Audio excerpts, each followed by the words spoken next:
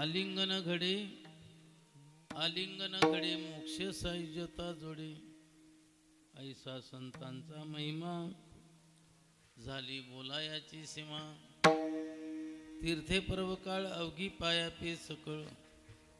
ऐसा संतांचा महिमा झाली बोलायाची सीमा. तुका म्हणे देवा त्यांची केली पावी सेवा. ऐसा संतांचा महिमा झाली बोलायाची सीमा. पांडुरंगा करू प्रथम नमन. दुसरे चरण संतांची दुसरे चरण संतांची. पांडुरंगा करू प्रथम नमन. दुसरे चरण संतांची दुसरे चरण संतांची. त्याच्या कृपादाने कथेचा विस्तार. त्याच्या कृपादाने कथेचा विस्तार. कथेचा विस्तार.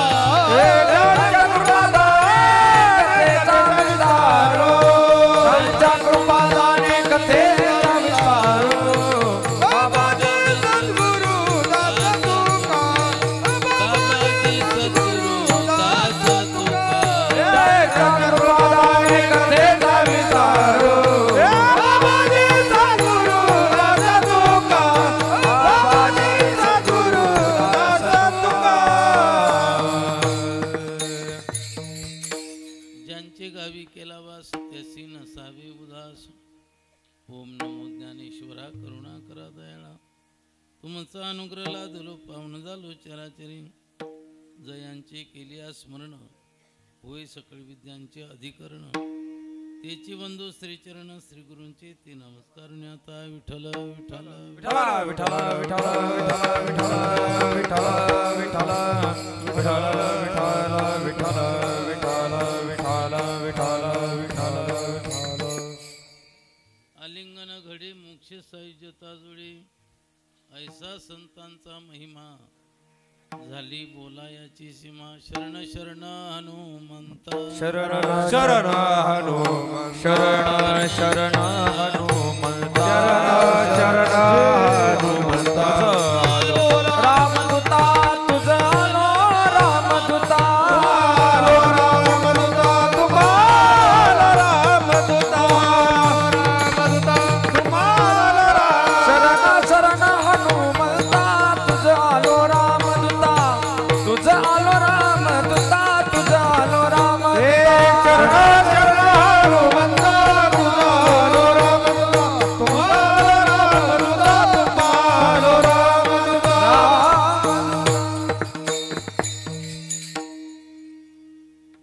आलिंगन घडे मोक्ष सायुज्यता जोडे. ऐसा संतांचा महिमा झाली बोलायाची सीमा. प्रस्तुत कीर्तन रूपी सेवेकरता घेतलेला अभंग देऊचे सुप्रसिद्ध साधू वैराग्याची मूर्तिमंत पुतळी भक्तीची जिव्हाळे असे असणारी तुकोबार यांचा 4 चरणाचा अभंग असून संतपर प्रकरणातील आहे. या अभंगामध्ये तुकोबाराय संतांचा महिमा सांगतात. या अभंगावर काही चिंतन करण्यापूर्वी काही विचार मांडण्यापूर्वी 1-2 गोष्टी सांगणं आवश्यक आहे. अशा पुण्यपवित्र भूमी कातरवाडी या ठिकाणी ईश्वर कृपेने साधू संतांच्या आशीर्वादाने समस्त ग्रामस्थ भाविक भक्त यांच्या सहकार्याने आणि कार्यकर्त्यांच्या अथक प्रयत्नाने गायक वादक विणेकरी चौकदार लाऊडस्पीकरवाले आणि व्हिडिओ कॅसेट करणारे आणि गावातील बाहेरगावातील सर्व परमार्थ पथिक सज्जन माता भगिनी तरुण वृद्ध बाल गोपाल आणि साधू संत कीर्तनकार या सर्वांच्या उपस्थितीमध्ये संपन्न होत असलेला हा अखंड हरिनाम कीर्तन सप्ताह ग्रंथराज ज्ञानेश्वरी पारायण सोहळा गेल्या 23 वर्षापासून ही साधना चालू आहे आणि हे कार्यक्रमाचं 24वे वर्ष आहे. म्हणजे द्वितपपूर्ती सोहळा. द्वितपपूर्ती सोहळ्याच्या निमित्ताने आणि हा कार्यक्रम या ठिकाणी संपन्न होतोय. महामुनी श्री कपिल मुनी भगवान यांच्या निमित्ताने हा कार्यक्रम या ठिकाणी संपन्न होतो. या कार्यक्रमाला आशीर्वाद आहेत गुरुवर्य बहुरूपी बाबा गुरु मौनगिरीजी, वाघमोडे बाबा, श्री 108 शिवगिरीजी महाराज, श्री राजू बाबा, कपिल मुनी आश्रम, वैकुंठवासी रखमाजी बाबा माळकरी यांच्या आशीर्वादाने आणि हरिभक्तपरायण श्री रंगनाथ बाबा झालटे यांच्या सोज्वळ कुशल अशा मार्गदर्शनाने या ठिकाणी हा कार्यक्रम चालू आहे. कीर्तन म्हणलं की गायक वादक लागतात. या ठिकाणचे सुंदर असे गायक आहेत अंबादास महाराज बोराडे. दुसरे गायक आहेत जालिंदर महाराज बुळीच. तिसरे गायक आहेत विजय महाराज साठे. चौथे गायक आहेत आकाश महाराज गिडगे आणि मृदुंग वादक आहेत अर्जुन महाराज गांगुर्डे. आणि या ठिकाणी पारायण करण्याकरता व्यासपीठ नेतृत्व जे सांभाळतात ते आमचे भानदास महाराज दैवतकर. आणि अशा सर्वांच्या उपस्थितीमध्ये हा कार्यक्रम या ठिकाणी संपन्न होतोय. आपल्या कार्यक्रमात 5व्या दिवसाची सेवा ही भानुदास महाराज आणि ग्रामस्थ मंडळी यांनी माझ्या वाटेवर दिलेली आहे. माग कधीतरी एक वेळा या ठिकाणी आलो होतो आणि त्यावेळेला कीर्तन करून गेलो होतो. त्याच्यानंतर या ठिकाणी येण्याची माझी ही दुसरी वेळ आहे. त्यावेळेला झालटे बाबांनी तारीख दिली पण झालटे बाबाच 2 धामाला चालले गेले. या वेळेला मात्र त्यांची उपस्थिती या ठिकाणी आहे.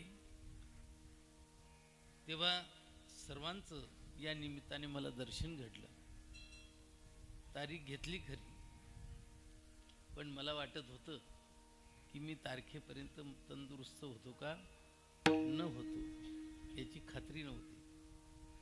पण पंढरपूरला 10-11 दिवस मुक्काम केला.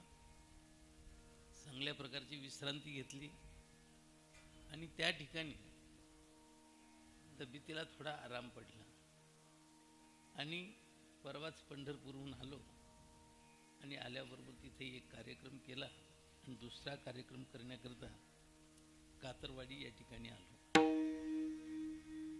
इथून तिथून रस्ता खूप चांगला होता.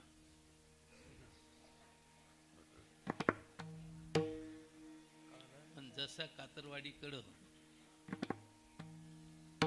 वळलो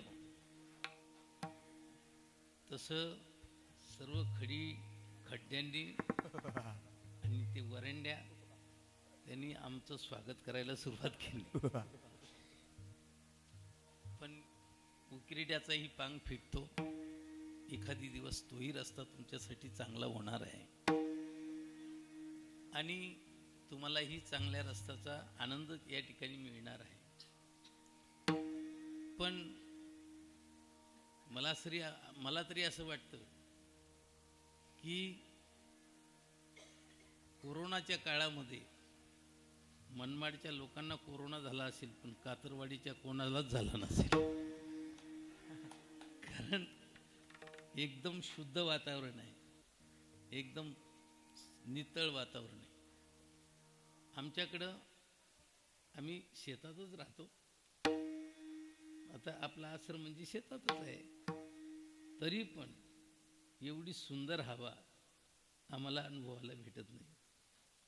पण या ठिकाणी आल्यानंतर मला असं वाटायला लागलं डबल स्वेटर आणलं असतं तर बरं झालं असतं. म्हणजे अतिशय सुंदर. मला तर असं वाटतं की उन्हाळा कुणीकडे जात असेल तुम्हाला कळतही नसेल. कारण अतिशय सुंदरपैकी हवा या ठिकाणी लागत राहते. अशा जंगल में मंगल असलेलं हे गाव. त्यावेळेला उघड्यावर कार्यक्रम झाला होता पण आता मात्र सुंदरपैकी हे शेड आहे. मला असं वाटतं की या ठिकाणी बहुअंशी लोकांचे लग्न लागत असतील आणि बिना खर्ची लागत असतील, तेव्हा अतिशय सुंदरपैकी या ठिकाणचं वातावरण आणि कीर्तनाची वेळ 7 ते 9 असल्यामुळे बालगोपाल झोपलेले नाही आणि परत जेवण असल्यानंतर मग ते उपाशीच बसलेले आहेत आणि उपाशी कोणाला झोप येतच नाही आणि जर कधी येत असेल तर त्याच्यासारखा भाग्यवान कोणी नाही. तर सर्व बालगोपाल माता भगिनींना स्वयंपाक करायचं काम नसल्यामुळे त्या लवकरच या ठिकाणी माणसांना वाटतं की काहीतरी काम आवरून नंतर जेवायला जाऊ, म्हणून त्यांची उपस्थिती माता भगिनींपेक्षा थोडीशी कमी आहे. पण समजा उभे राहिलेले जर कधी धरले तर यांची बराबरी करून टाकशाल तू. परत हे बालगोपाल टाळकरी ज्यांनी तयार केले, जे तयार करतायत त्यांना कोटी कोटी धन्यवाद आहे. अर्जुन महाराज गांगुर्डे, अर्जुन महाराज, आम्ही कीर्तन करतो, आमच्या कीर्तनाला बहुअंशी तरुण नसतात, राहतात ते सर्व रिटायरमेंट म्हणजे साईटला टाकलेल्या गाड्या, म्हणजेच म्हातारी माणसं. आणि म्हाताऱ्यांमध्ये किती बी काही केलं तरी बदल होणार नाही, कारण त्यांचा बांधा बांधल्या गेल्या आहे. पण खरा बदल जर कधी कोणामध्ये करायचा आहे तर यांच्यामध्ये करायचा आहे. आणि यांच्यातला आजचा झालेला बदल हा कायमस्वरूपी होणार आहे. याच्यातून कोणी कीर्तनकार होईल, स्विच ऑफ करून ठेवायचा, कोणी कीर्तनकार होईल, कोणी मृदंगवादक होईल, कोणी गायक होईल, कोणी वागण्याच्या बाबतीत लायक होईल. कारण गायक हे लायक असतातच असं सांगता येत नाही, पण या ठिकाणी ही मंडळी मात्र लायक बी आहे. तर याच्यातून कोणीतरी लायक होईल, म्हणजे कोणीतरी साधू पण होऊ शकेल. नाहीच काही झाला तर कमीत कमी तो त्याच्या आईवडिलांना वृद्धाश्रमात तरी पाठवणार नाही. एवढे बी संस्कार झाले तर ते काही कमी नाही. म्हणून अर्जुन महाराज, तुम्हाला खरोखर या बाबतीमध्ये मी कोटी कोटी धन्यवाद देतो.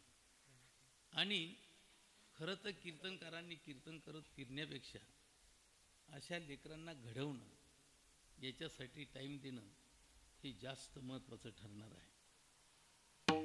तेव्हा असो, या सर्वांच्या उपस्थितीमध्ये हा कार्यक्रम संपन्न होतोय आणि 5व्या दिवसाची सेवा माझ्या वाटेवर आलेली आहे. सेवेसाठी निवडलेला अभंग सर्व गायकांचा पाठ आहे. तुमचा पाठ नसेल तर कमीत कमी कानपाठ तरी आहे, आणि कानपाठ नसेल तर गांजपाठ काही करू नका. तर असा सुंदरपैकी अभंग सेवेसाठी निवडलेला आहे. सध्या त्र्यंबकेश्वरकडं सर्वांची वाटचाल आहे. सर्वजण आवाज असं फाकायला नको. तर सर्वांची वाटचाल जी आहे ती निवृत्तीनाथांकडे आहे. म्हणून बहुअंशी वारकरी त्यांनी घरं सोडलेली आहेत आणि त्र्यंबकेश्वरच्या वाटेला लागलेले आहेत. आणि त्र्यंबकेश्वरच्या वाटेला लागल्यानंतर बहुअंशी संतपर प्रकरणातला अभंग घेतला जातो. म्हणून संतपर प्रकरणातला अभंग या ठिकाणी सेवेसाठी निवडलेला आहे. या अभंगामध्ये तुकोबाराय संतांचा महिमा सांगतो. महिमा प्रत्येक वस्तूच्या ठिकाणी आहे. अशी एक वस्तू नाही की त्या ठिकाणी काहीतरी कार्य करण्याची शक्ती नाही. आणि जी कार्य करण्याची शक्ती असते तीच शक्ती त्या वस्तूचा काय असते? महिमा असते. म्हणून प्रत्येक वस्तूच्या ठिकाणी काही ना काही कार्य करण्याची शक्ती आहे, म्हणजे त्या वस्तूच्या ठिकाणी महिमा आहे. मग तुकाराम महाराज इतर वस्तूचा महिमा न सांगता संतांचा महिमा का सांगतात? तुम्ही बघा, प्रत्येक वस्तूच्या ठिकाणी काही ना काही कार्य करण्याची शक्ती आहे. आता तुम्ही हा लाईट वर बांधण्याकरता किंवा या लाईटाला वरच्यावर सांभाळण्याकरता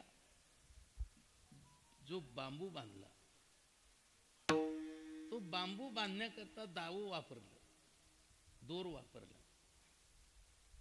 पण तो दोर वापरल्यानंतरही कमी ताकदीची चिंधी ही काय कामासाठी दिली? महिमा आहे तिचा. काय महिमा आहे? दोर जरी बांधला तरी पण बांबू खाली सटकत होता. आणि ही जी चिंधी आहे ना, ही चिंधी त्याला खाली सरकू देणारच नाही. हा त्याचा काय आहे? महिमा. महिमा आहे. बरं, तुम्ही आता पावडरचा डबा का ठेवला? आंघोळ केल्यानंतर पावडर ठीक आहे, दाढी केल्यानंतर पावडर ठीक आहे, त्यातल्या त्यात या पोरींनी या माता भगिनींनी वापरली तर चांगलं आहे. पण तुम्ही का या ठिकाणी पावडर ठेवली? तुम्हाला चेहऱ्याला लावायची का? नाही. मग तुम्ही ठेवतात, टाकता त्या झाबडीवर. आणि ज्या ज्या वेळेला तुमच्या हाताला सर्दी आल्यासारखं वाटतं त्या वेळेला तुम्ही काय करता? ती पावडर लावता. आणि त्याच्यानं हात चोपडा पण होतो आणि सरसर बोटही चालतात, बोट अटकत नाही. म्हणजे हा त्या पावडरचा काय आहे तुमच्यासाठी? महिमा आहे. तो स्प्रे कशासाठी आहे? ज्या वेळेला धुमाचं पान हे कडक वाटत असेल त्या वेळेला जर कधी वाटीमध्ये पाणी ठेवलं तर कोणाचा बी धक्का लागून खाली घर बुडून जाईल. परंतु तो स्प्रे जर कधी ठेवला तर जेव्हा लागलं पाणी त्यावेळेला मारून घ्यायचं आणि वाजवायला सुरुवात करायची. हा त्याचा काय आहे? महिमा आहे. दादा, एक वस्तू अशी नाही की त्या वस्तूच्या ठिकाणी काही ना काही कार्य करण्याची शक्ती नाही. तुम्ही कचरा तरी दाखवून द्या, नाही तर पडलेला रस्त्यात असलेला कागद तरी दाखवून द्या की तो निरुपयोगी आहे का? थंडी जर कधी वाजत असेल आणि आपल्याजवळ काडीपिटी असेल आणि काड्याही असतील, सरपणही असेल, पण ते सरपण कितीतरी काड्या विझून टाकतात. पण तोच कचरा जमा करून, तेच रिकामे कागद जमा करून, तेच कागदाचे तुकडे जमा करून जर कधी त्याच्यामध्ये ते पुंजक घातलं आणि त्याला जर कधी काडी उडली तर मग मात्र त्या ज्या जाड असलेल्या काड्या त्या काय धरत असतात? पेट धरतात. म्हणजे त्यांच्याही ठिकाणी दुरुपयोगता आहे का? फक्त तुम्हाला सांगतो, कोणचा मनुष्य निरुपयोगी आहे हे मला तुम्ही दाखवून द्या. आणि कोणचं झाडाचं मूळ असं आहे की ते औषधी नाही. आणि कोणची वस्तू अशी आहे की ती दुरुपयोगी आहे. दुरुपयोग करत असेल तो भाग वेगळा, पण प्रत्येक वस्तूच्या ठिकाणी काही ना काही कार्य करण्याची शक्ती आहेच. बघा, काहीच असं तुम्हाला सांगतो, आमच्या गोशाळेवर आहे ना, आमच्या गोशाळेवर 2-3 मुलं बहुतेक क्रॅकच आहेत. पण ते क्रॅक मुलं अतिशय सुंदर रीतीने गायींची सेवा करतात. त्यांच्यावर मी निश्चिंत आहे. त्यांच्या हातून काम करून घेण्याची फक्त माणसाच्या ठिकाणी कला पाहिजे. अतिशय सुंदरपैकी ते पोरं काम करतात आणि गोशाळा सांभाळतात. म्हणजे ते देखील उपयोगीच आहेत ना, मग त्यांच्याही ठिकाणी महिमा आहे. अरे एवढंच नाही, घरामध्ये 3 भाऊ होते, तिघांचं लग्न झालेलं होतं आणि घरामध्ये दारिद्र्य होतं. झोपडीत राहत होते, घर नव्हतं व्यवस्थित राहण्याकरता, झोपडीत राहत होते. पण लहान जी होती ना ती फार हुशार होती. बहुतेक लहान बाया हुशारच असतात. ती लहान असलेली ती हुशार होती. तिनं सांगितलं आपल्या नशिबानं आपल्याला दारिद्र्य आलेले, काही अडचण नाही, परंतु उद्योगाचे घरी रिद्धी सिद्धी पाणी भरी. आपण उद्योगी बनलं पाहिजे, कारण आळसासारखा शत्रू नाही आणि उद्योगासारखा मित्र नाही. आळसासारखा शत्रू ज्या विद्यार्थ्यांच्या जीवनात आला ते कधीच मेरिटमध्ये येऊ शकत नाही, आणि उद्योगासारखा मित्र जर कधी या विद्यार्थ्यांच्या जीवनात आला तर त्यांना नोकरीसाठी कोणापुढे गोंडा घोळण्याची पाळी कधीच येत नाही. नोकरी त्यांच्याकडे पळत येते, त्यांना नोकरीकडे पळत जाण्याची गरजच नाही. तुम्हाला सांगतो, जर कधी आळशी शेतकरी नसेल तर शेती त्याला परवडते, आणि जर कधी आळशी शेतकरी असेल तर बागायत जरी शेती असली तरी त्याला ती परवडत नाही, तो विकल्याशिवाय राहत नाही. म्हणून जीवनामध्ये उद्योग हा अतिशय महत्त्वाचा राहतो. तिनं सांगितलं आपण 6 लोकांनी कामं करायची, घरी कोणी राहायचं नाही. 6 मुठा येतील, 6 बाजूनं कमाई सुरू होईल आणि आपली प्रगती होईल. आणि साऱ्या दिवसभर काम केल्यानंतर घरी येताना मात्र रस्त्यानं कोणाची तरी वस्तू आणायची नाही, पण रिकाम्या हाताने यायचं नाही, काहीतरी आणायचं. सरपणाची काडी जरी दिसली तरी कोणी जमा केलेलं नाही आणायचं, पण सरपणाची काडी दिसली तरी आणायची, दगड दिसला तरी आणायचा, मुठभर वाळू जरी दिसली तरी आणायची, पांढरी माती जर दिसली तर ती कोणाच्या मालकीची नाही असं पाहून ती एखादी ढेकूळ त्याचा आणायची. तुम्हाला सांगतो, रोजच्या रोज येऊ लागला हा सामान साहित्य येऊ लागलं, हे मातीचा ढीग लागला, वाळूचा ढीग लागला, दगडाचा ढीग लागला, सरपण भरपूर, काहीच कमी नाही. एक दिवस एकाला काहीच सापडलं नाही, त्याला दिसला फक्त मेलेला सर्प. पण घरी गेल्यानंतर आपल्याला विचारल्या जाईल रिकाम्या हातानं का आले, मग काहीतरी नेलंच पाहिजे. मग सर्प का होईना मेलेला सर्प उचलला आणि घरी आणला.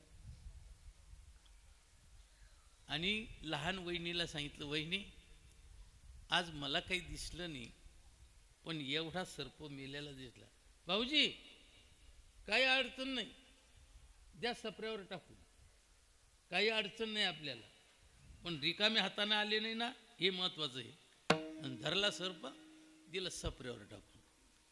राजाची राणी दुसऱ्या दिवशी स्नान करत होती ओपन बाथरूमला, आजूबाजूनं भिंती, तिनं ते नवरत्नाचा हार काढला आणि भिंतीवर ठेवला.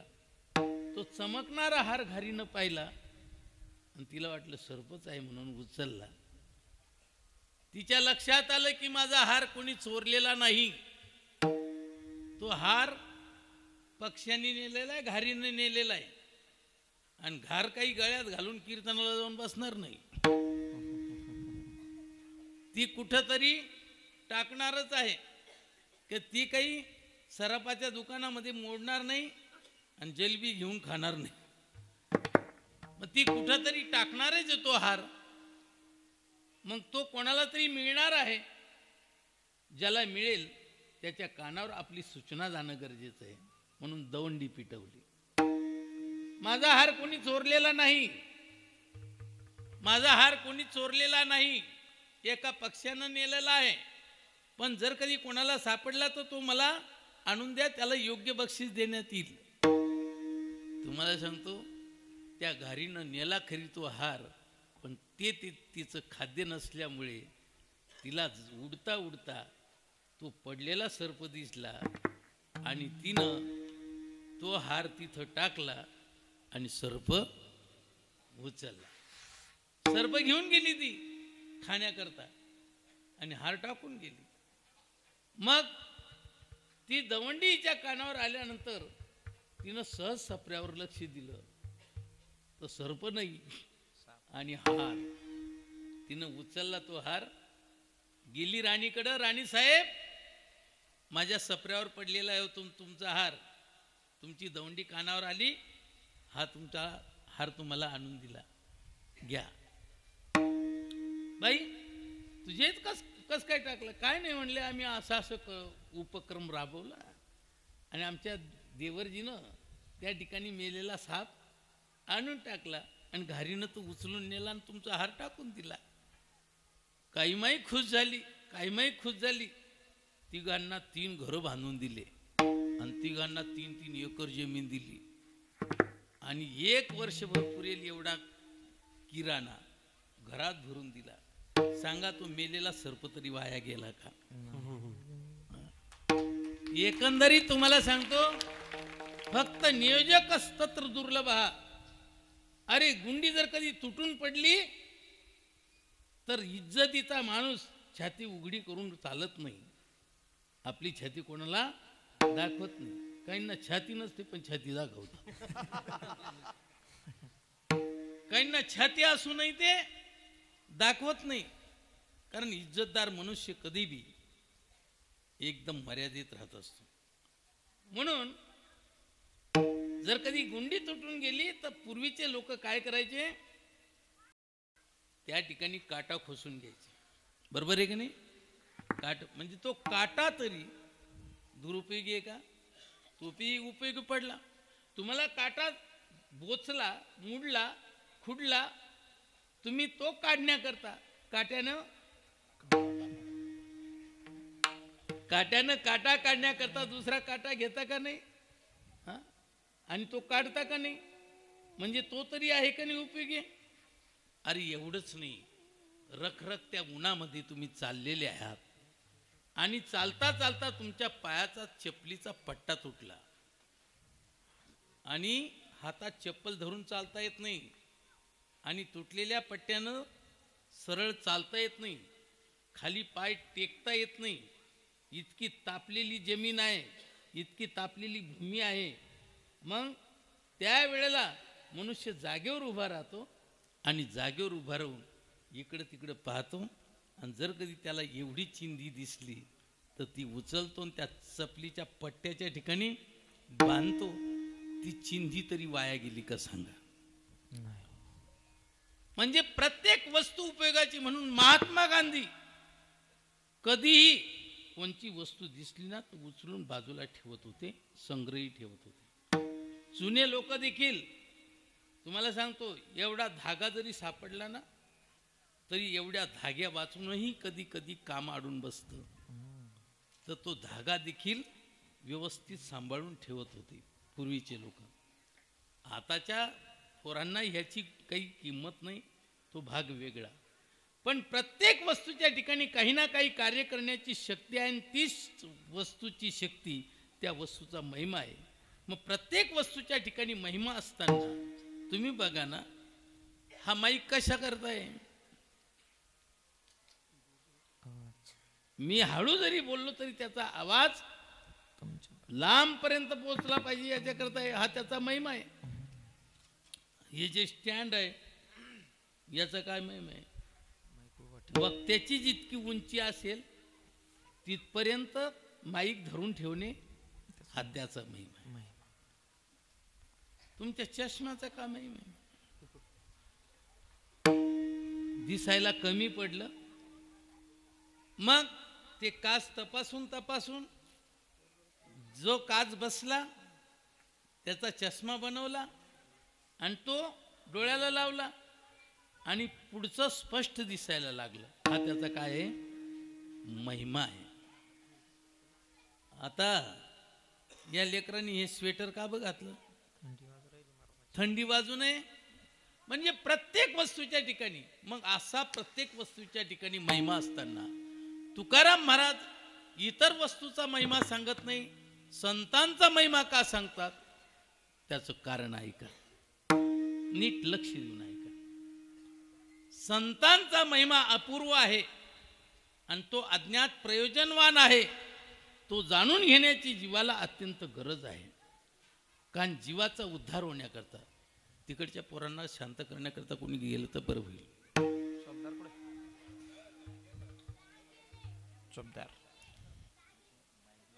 रामकृष्ण ठल विठ्ठल विठ्ठल विठ्ठल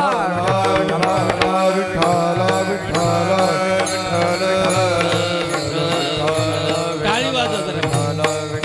विठ्ठल विठ्ठल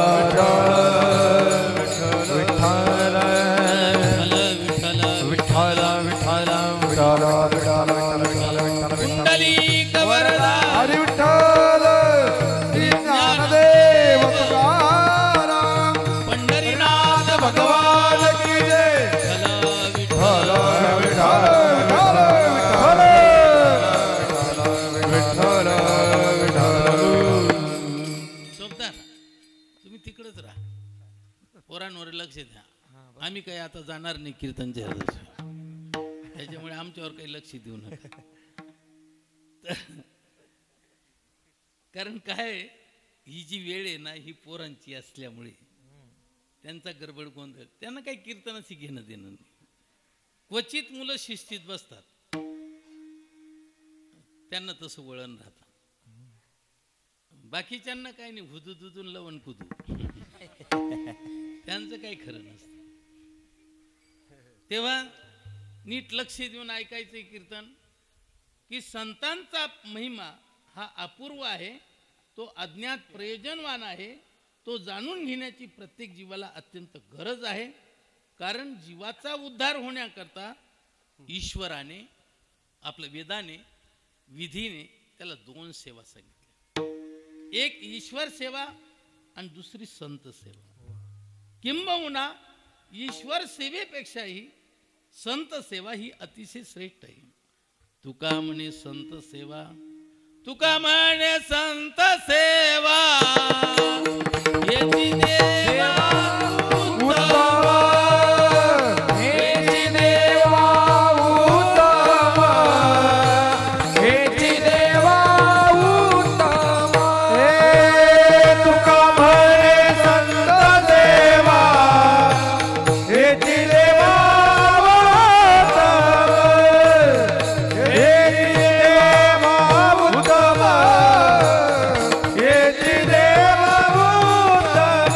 हे तुका म्हणे संत सेवा हेची देवा उत्तम हेची देवा उत्तम हेची हे देवा उत्तम. संत सेवा हेची देवा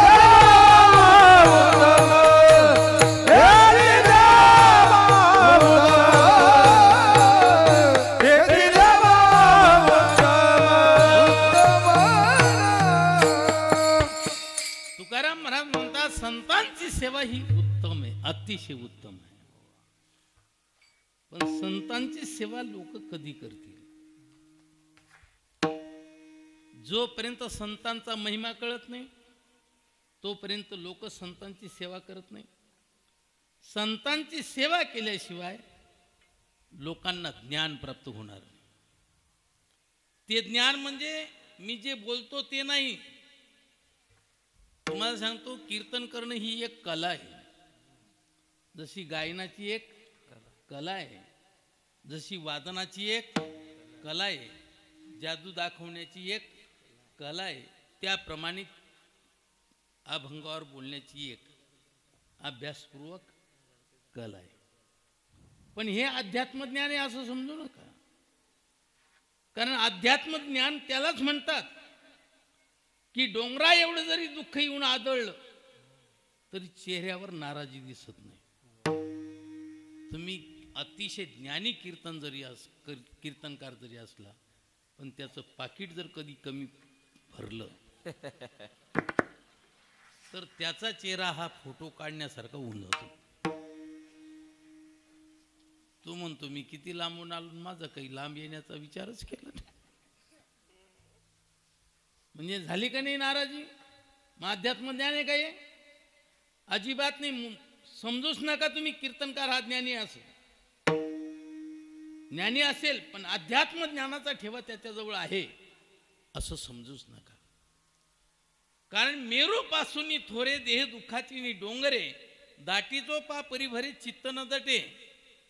कितीही अपमानास्पद वागणूक समाजाने दिली तरी पण तुम्हाला सांगतो अध्यात्म ज्ञानाचा ठेवा ज्याला मिळाला ना त्याच्या चेहऱ्यावर कधीच तुम्हाला ती छटा दिसणार नाही. तुम्ही बघा ना तुकाराम महाराजांचं. तुकाराम महाराजांना लोकांनी गाढवावर बसवलं, उलट बसवलं. तुकाराम महाराजांच्या तोंडाला काळं फासलं. तुकाराम महाराजांच्या गळ्यामध्ये चपला बुटाच्या माळा घातल्या आणि धिंड काढली. आणि तुकाराम महाराजांच्या घरासमोर आल्यानंतर जास्त मोठमोठ्याने आरळ्या किंकाळ्या मारायला लागल्या. जसं पडलेल्या उमेदवाराच्या दारासमोर गुलाल जास्त उधळला जातो त्याप्रमाणे त्या ठिकाणी आरोळ्या किंकाळ्या त्या ऐकल्या आणि कसली मिरवणूक पाहण्याकरता जिजामाता बाहेर आल्या. पाहिलं तर आपल्या नवऱ्याची धिंड. आपला नवरा किती स्वच्छ आहे, किती नजर पवित्र आहे आपल्या नवऱ्याची. पराविया नारी माऊली समान, पराविया नारी रुक्माई समान ही ज्यांची नजर. मग एवढ्याच शुद्ध नजरेचा माझा नवरा आणि त्यांचं शुद्ध चारित्र्य धुतलेल्या तांदळापेक्षाही अतिशय स्वच्छ अशा माझ्या नवऱ्याला या नकट्या नाकाच्या लोकांनी, वाईट लोकांनी, सर्व वाईट एका ठिकाणी झाले. व्याघ्रवाडा गाय सापडली या पद्धतीनं हे एका ठिकाणी झाले आणि माझ्या नवऱ्याची फटफजिता करताय. वाईट वाटलं आणि उतरली त्यांच्यामध्ये. डोक्यावरचा पदर खांद्यावर घेतला, खांद्यावरचा पदर कमरेला खोवला, दोन्ही कोच्या अशा खोवल्या आणि आले. ए मुडद्या हो, मला लाज वाटली पाहिजे. माझ्या नवऱ्याला गाढवावर बसवताना आणि त्यांच्या तोंडाला खाळप असताना आणि त्यांच्या गळ्यामध्ये चपला बुटाच्या माळा घालताना तुम्हाला लाज वाटली पाहिजे. किती शुद्ध माझा नवरा. सर्व लोक दानाफान झाले आणि तुकाराम महाराजांजवळ जिजामाता गेली. तुकाराम महाराजांचा चेहरा अतिशय प्रसन्न होता. तुकाराम महाराजांना विचारलं जिजामातेनं, लोकांनी गाढवावर बसलं, तुम्हाला काही वाटत नाही? तुकाराम महाराजांनी उत्तर दिलं, जे 2 लग्न झाले पण एवढी मजा कधीच नाही आली.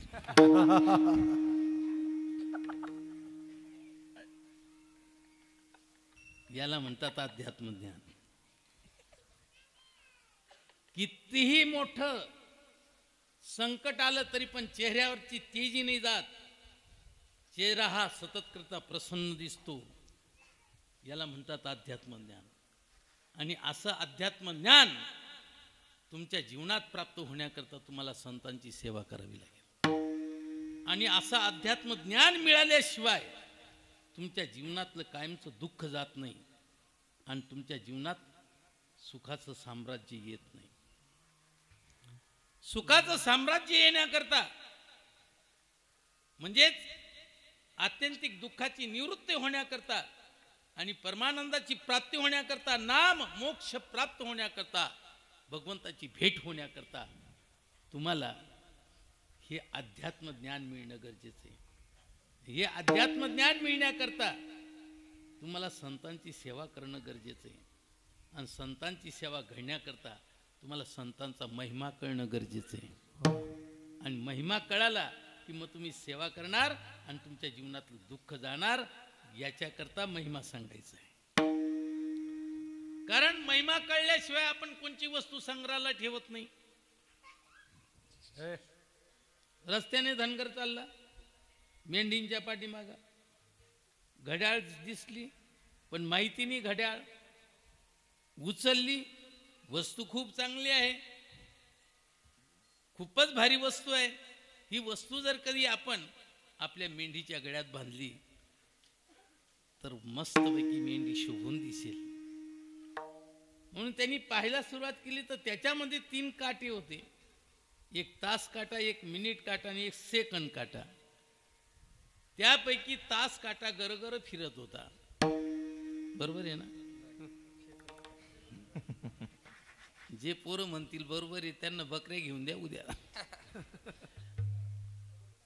तास काटा दमाने फिरत होता, त्याच्याही पेक्षा थोड्याशा जलद गतीने मिनिट काटा फिरत होता आणि अति जलद गतीने दिसणारा सेकंड काटा. वा वा, आता बरोबर ऐकताय तुम्ही. सेकंड काटा गरगर फिरताना दिसला आणि त्यावेळेला त्याला वाटलं वस्तू खूप चांगली पण याच्यात किडा शिरलाय. हा किडा बिचारा बाहेर पडण्यासाठी किती गरगर फिरतोय, परंतु याला बाहेर पडायला रस्ता सापडत नाही. आपण असं करू, एवढा किडा काढून टाकू आणि मग ही वस्तू आपल्या मेंढीच्या गळ्यात बांधू. त्याला बी रस्ता सापडला नाही. त्यांनी रस्ता पाडायचा ठरवला आणि मस्तपैकी दगडावर घड्याळ ठेवली आणि वरून दगड घेतला, रपकन मारला आणि त्या घड्याळची पुण्यतिथी केली. सांगा त्याला वस्तू कळाली का? कळाली असती तर फोडली असती का? नाही. म्हणजे वस्तू कळाली नाही म्हणून फोडली. त्याप्रमाणे तुम्हाला सांगतो, जोपर्यंत तुम्हाला संत कळत नाही तोपर्यंत तुमच्या हातून संतांची अवहेलना झाल्याशिवाय राहत नाही. गजानन बाबा रेल्वेनं चालले, नागेच अंगावर वस्त्र नाही, चिलीम चालले. टीसीनं गाडी थांबल्यानंतर हात धरला, तिकीट नाही. तुम्ही तिकीट पाहून राहिले का?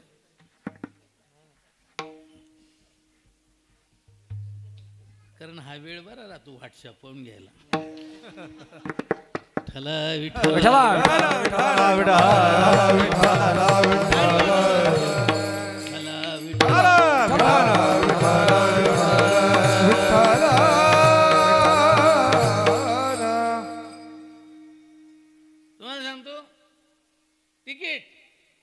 तिकीट नाही. बापाची गाडी, साधू आहे, फुकट प्रवास करता, लाज नाही वाटत. उतरा खाली. उतरून गेले खाली. साधूला काय कुठं बी हे विश्वची माझे घर अशी त्यांची अवस्था राहते. उतरून गेले खाली, गेले झाडाखाली, ध्यान लावून बसले. पण तुम्हाला सांगतो गाडी कुठं हलते? गाडी झाले. भुसावळून इंजिनियर मागवले, कुठंच फॉल्ट नाही. गाडी झाले ना, काय करावं? कोणीतरी सांगितलं, तुम्ही त्या आवलिया साधूला खाली उतरवलं ना, तिथं जाऊन नाक घासणी करा. ज्यांनी उतरवलं त्यांनी. तो टीसी मुसलमान होता. तो गेला तिथं. महाराज आप गाडी में बैठ जा. नाही नाही, तुझ्या बापाची गाडी, माझ्या बापाची गाडी नाही. तुम्हाला खाली उतरवलं ना, तुझ्या बापाची गाडी घेऊन जा. मी उतरून गेलो खाली. महाराज गलती झाली माझ्याकडून. रडला, नाक घासलं पश्चातापाने. आणि तुम्हाला सांगतो, हात धरून त्यांनी गाडीमध्ये मोठ्या आदरपूर्वक बसवलं. आणि तुम्हाला सांगतो, गाडी सुरू झाली आणि गाडी निघाली. साधू कळाला नाही म्हणून खाली उतरून दिलं. कळाल्यानंतर नाक घासणी केली. म्हणजे जोपर्यंत साधू कळत नाही तोपर्यंत तुम्हाला सांगतो, साधूची अवहेलना लोक केल्याशिवाय जात नाही. तुम्ही पहा ना, ज्ञानोबारांची किती अवहेलना, तुकोबारांची किती अवहेलना, नाथ बाबांची, नामदेव महाराजांची किती अवहेलना, किती त्रास.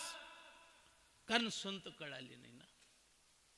मग लोकांना संत कळाले पाहिजे, याच्याकरता त्यांचा महिमा त्यांना सांगणं गरजेचं आहे. त्यांचा महिमा कळाल्याशिवाय लोक त्यांची सेवा करणार नाही. सेवा केल्याशिवाय त्यांना अध्यात्म ज्ञानाचा ठेवा मिळणार नाही. कारण तद्विधी प्रणिपातेन परिप्रश्नेन सेवाया उपदेक्षन्ति ते ज्ञानम ज्ञानिन तत्वदर्शिनः. ते ज्ञानाचा कुरठा, ते तर सेवा हा दारवंटा, तो स्वाधीन करी सुबटा गोळू बन. तुम्ही गायनाची विद्या घेतली, ज्याच्याकडून घेतली त्याची काय केली? सेवा केली. म्हणून हा मेवा मिळाला तुमच्या पत्रात. तुम्ही ज्यांच्याकडून वाद्यकला शिकले त्यांची तुम्हाला काय करावी लागली? सेवा करावी लागली. मग या समाजाकडून संतांची सेवा जर कधी घडली तर समाजाला ज्ञान मिळेल, आणि ज्ञान मिळालं की समाजाचं दुःख जाईल आणि समाज सुखी होईल. तुम्हाला सांगतो, तुम्हाला संसारामध्ये कायमचं दुःख गेल्यासारखं वाटतं का? मग अशीच बोलले, यांच्या घरीच होतो म्हणजे जरा लॉकडाऊनमध्ये कोरोनामध्ये हे काम राहून गेलं, आता करून टाकू म्हणले. मी म्हणलं संसारामध्ये तुमचं कधीच पुरं होत नाही. काही ना काही काम राहूनच जातं. म्हणजे संसारामध्ये तुम्हाला सांगतो दुःख गेल्यासारखं वाटतं पण जात नसतं. गंगीचं लग्न झालं म्हणजे मी चातुर्मासाला राहील. गंगीचं लग्न झालं, चातुर्मास समोर आला, पण गंगी बाळणपणाला आली. गेलं दुःख. बरं, तिचं बाळणपण झालं की ती तिच्या घरी गेली की मी सुखी होईल. तुम्हाला सांगतो, ज्या बाळाला जन्म दिला त्या बाळाला संडासाची जागाच नाही. मग सुख झालं का दुःख? बरं, ती संडासाची जागा तयार करायची, मग त्याला काहीच खर्च लागत नाही का? आज तर दवाखाना दादा कोणा व्यक्तीच्या घरात नको पाहिजे.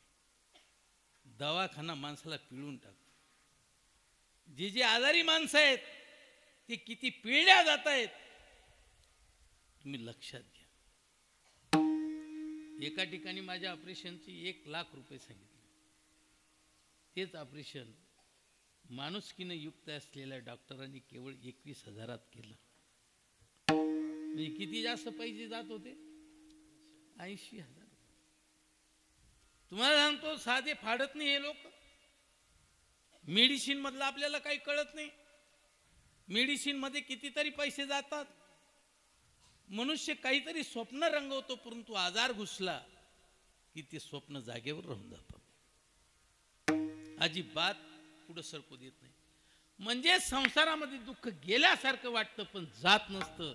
याच्याकरता आमचे परमपूजने परमश्रद्धेय अण्णासाहेब पवार, जगन्नाथ अण्णा पवार एक गोष्ट सांगायची. ती गोष्ट सांगतो, जरा नीट लक्ष देऊन ऐका.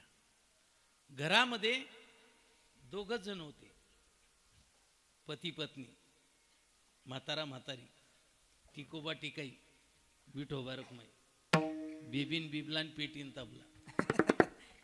घरामध्ये 2 जण होते. मुलीचं लग्न झालं, मुलगी नांदायला गेली, 2च होते. काही दिवसानंतर जावई आला. जावई आला तर तो 8 दिवस गेलाच नाही. यांना कमवायचं आणि खायचं आणि याला बी पोसायचं. म्हातारा सांगायला लागला म्हातारीला, तू सांग ना. म्हातारी सांगायला लागली म्हाताऱ्याला, तुम्ही सांगा ना. दोघं बी बोले ना. खर्च फुगत चालला. काय करावा?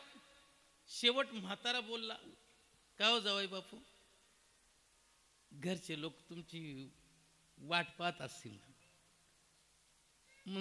नाही, मी त्यांना सांगून आलो मी लवकर येणार नाही. सप्ताह बी नाही सांगितला, मी लवकर येणार नाही. झालं 1 महिना झाला, जायलाच तयार नाही.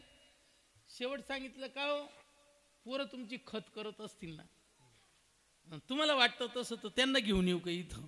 घ्या. घरचं झालं थोडं, व्यायानं धाडलं घोडं. म्हातारीला सांगितलं, हे असं जाणार नाही, आपल्याला काहीतरी नाटक करावं लागेल. आता हे बघ, पिठलं करायचं, त्याच्यात मीठ टाकायचं नाही आणि मीठ ताटाला बी लावायचं नाही. आणि भाकर जी करायची ना, अशी पतली नाही करायची, जाडी झटक. पूर्वीच्या बाया म्हणायच्या, जिना भाकरले दय तिना नवराले बय. जाडी झटक करायची.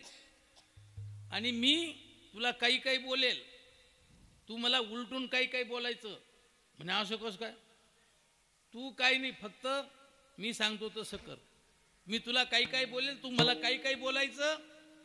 आणि मी संतापात येईल आणि काठी घेईल आणि तुझ्याकडे मारायला येईल. आणि तुला मारायला आलो की तू दिवा विझवायचा, मी पहिला दणका गादीवर टाकेल आणि तू जोर जोराने रडायचं. पुढं काय होतं ते बघू. आणि बस तुम्हाला सांगतो तसंच केलं. का ग तुला लाज वाटत नाही? जवाई बापू सारखा माणूस घरी आला आणि पिठलं केलं. बरं पिठलं केलं तर केलं, त्याच्यात मीठ बी नाही टाकलं. मीठ नाही टाकलं तर नाही टाकलं, तर वरून पण नाही लावलं. आणि भाकर कसली केली? तुला काही लाज वाटते? म्हणले जवाई बापू समोर माझी लाज काढतो, तुम्हाला लाज वाटत नाही? माझी लाज काढते. उठला म्हातारा आणि घेतली काठीन पळत गेला. म्हातारीनं दिवा विझवला आणि त्यांनी पहिला दणका गादीवर टाकला. आगाई मेली मी, आता काही राहत नाही जिवंत या म्हाताऱ्याच्या हाताच्या माराने. मी आता मेली. तेवढ्यात जवाई बापू आवरायला गेला आणि दुसरा दणका जवायच्या पाठीत टाकला. जावाई म्हणतो मामा मारू नका, जावाई तुम्ही बोलूच नका, हिली शेपारून गेली. असा धुतला जावाई, असा धुतला. तुम्हाला सांगतो मळलेला कपडा तरी कमी धुत असतील बाया. असा धुतला जावाई.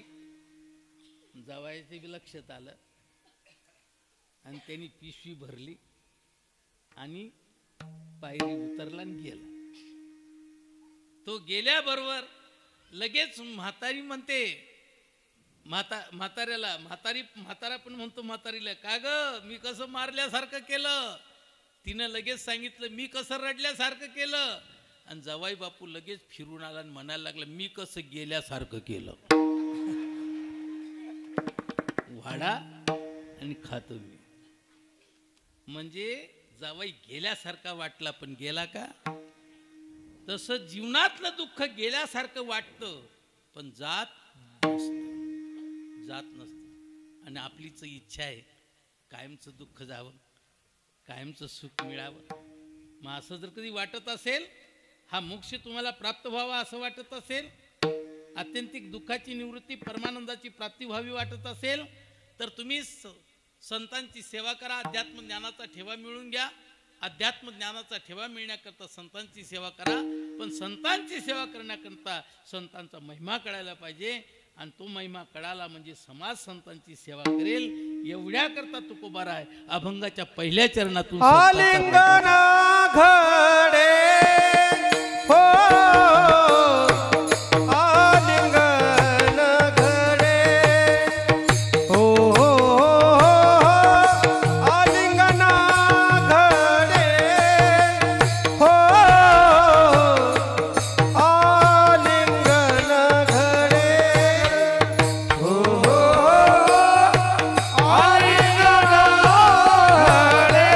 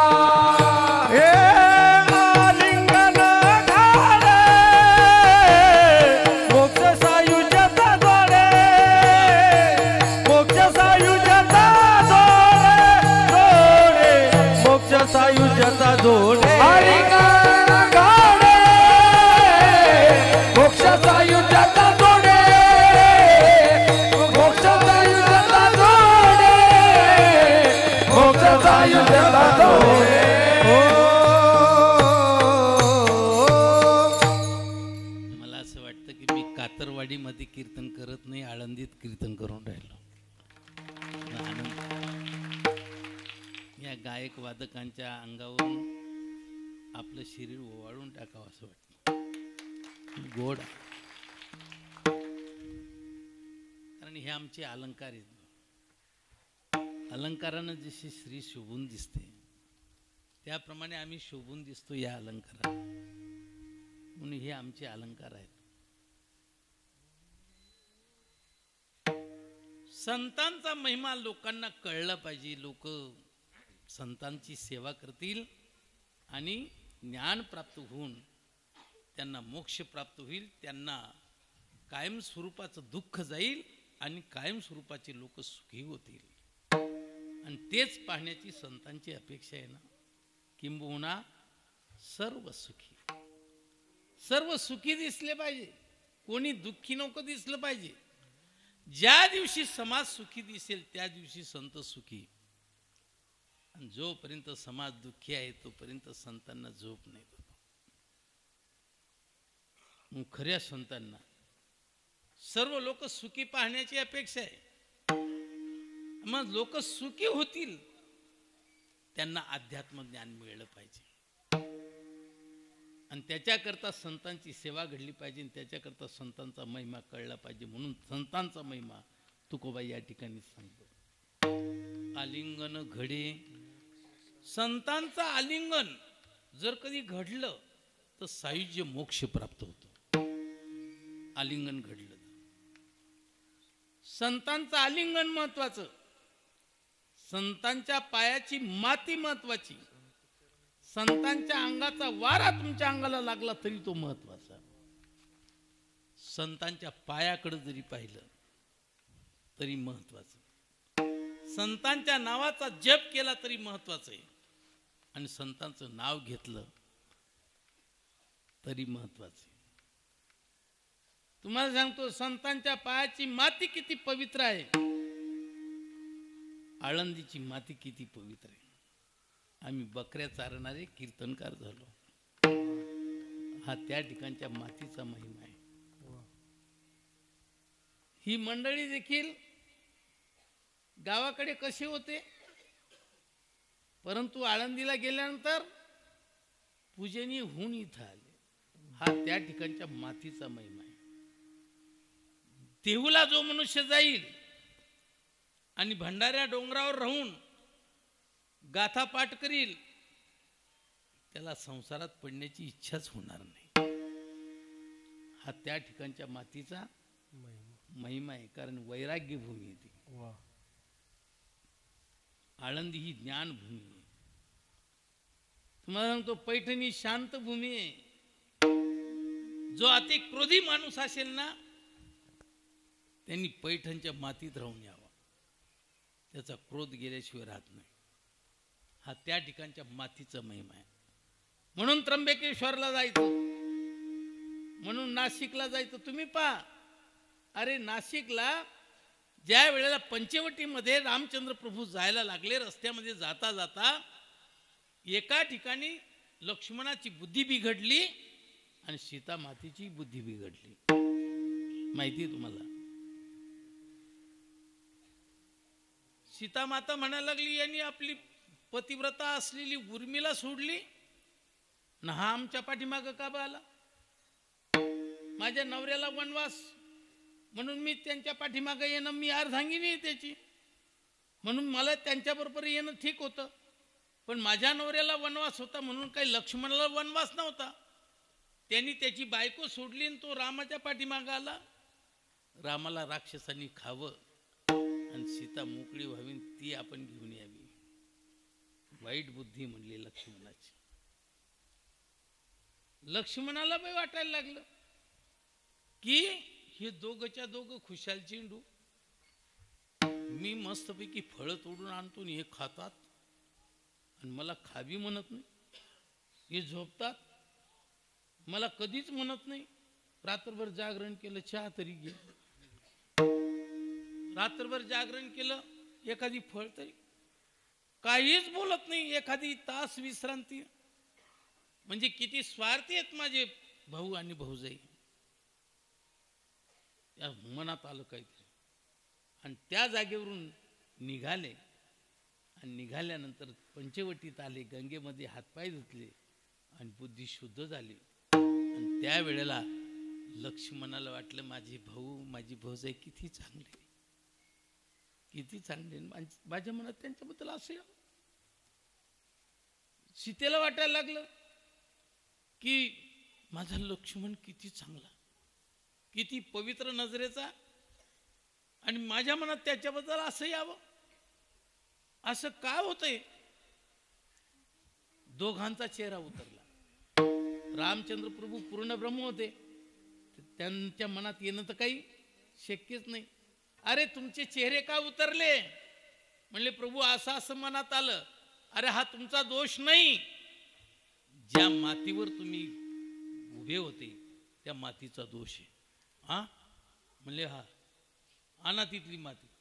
आणली तिथली माती आणि त्या मातीवर परत उभी राहिली. परत पहिल्यासारखं यायला, परत खाली उतरले, हातपाय धुतले, परत मन शुद्ध झालं. म्हणले प्रभू असं कसं काय? म्हणले एका बाईसाठी दोन्ही भावाचं इथं भांडण झालेलं आहे आणि एकमेकाची गदा एकमेकाच्या अंगावर पडून त्यांचं रक्त इथं सांडलेलं आहे आणि दोघंच इथं समाप्त झालेले.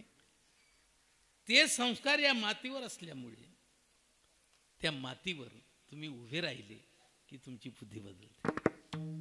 गंगा माता तर शुद्ध आहे ना, ती तुम्हाला शुद्ध करून टाकते, मग तुमची बुद्धी चांगली होते.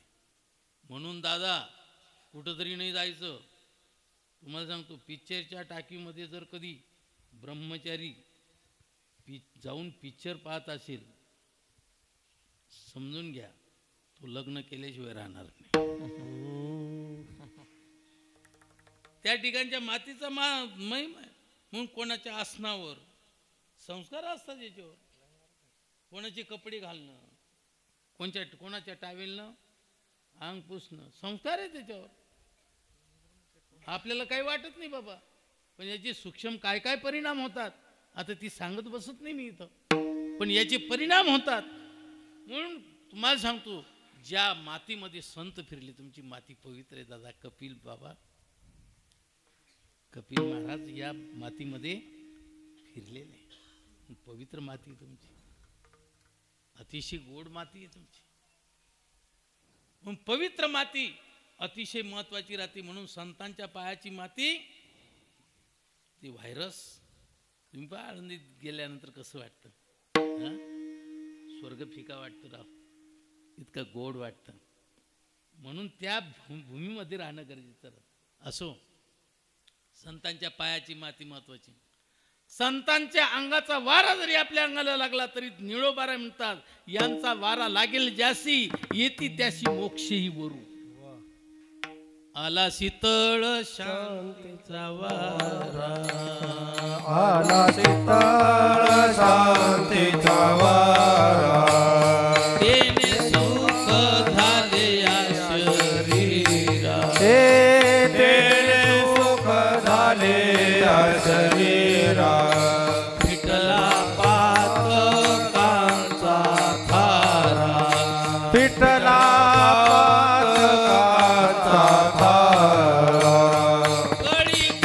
काळाची धाक धराला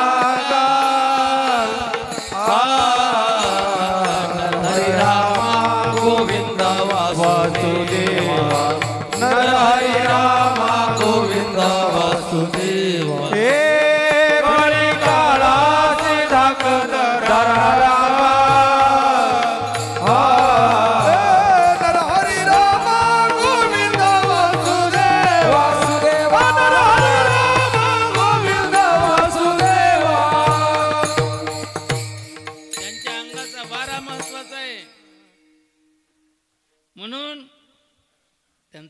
जिकडून वाहत येत असेल त्या बाजूला उभं राहायला पाहिजे. समाधीचं सुख देखील फिकं पडतं त्यांच्या वाऱ्याच्या पुढं. म्हणून त्यांचा वांगाचा वारा महत्वाचा. त्यांच्या चरणाकडे जरी पाहिलं ना तर त्रिविध तापाची झाली बोळवण, देखिल्या चरण वैष्णवाचे देखिल्या चरण, वैष्णवाचे